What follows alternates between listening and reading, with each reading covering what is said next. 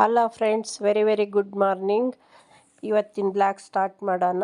ಇವತ್ತಿಂದ ಏನು ವಿಶೇಷ ಅಂತಂದರೆ, ಇವತ್ತು ಮಂಗಳವಾರ, ಇನ್ನು ಶ್ರಾವಣ ಇರೋದ್ರಿಂದ ನಾನೊಂದು ಬಾಯಿ ಕೆಟ್ಟಾಗಿ ತಿನ್ನೋಂಥ ಒಂದು ಬದನೇಕಾಯಿ ಚಟ್ನಿ ಮಾಡ್ತಿದ್ದೀನಿ.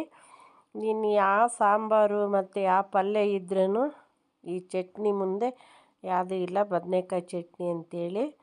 ಇದನ್ನ ಗ್ಯಾಸಲ್ಲಿ ಚೆನ್ನಾಗಿ ಸುಟ್ಕೊಂಡಿದ್ದೀನಿ.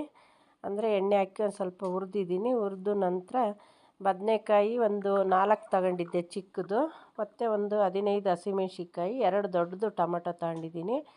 ಚೆನ್ನಾಗಿ ಎಣ್ಣೆಯಲ್ಲಿ ಸ್ವಲ್ಪ ಬಾಣಲಿಗೆ ಎಣ್ಣೆ ಹಾಕಿ ಮುಚ್ಚಿಟ್ಟು ಹುರಿದಿದ್ದೀನಿ. ಎಲ್ಲ ಸಿಪ್ಪೆ ತೆಗಿಬೇಕು, ಬ್ಲ್ಯಾಕ್ ಕಲರ್ದೆಲ್ಲ ಸೀದಿರೋಂಥ ತೆಗೆದು.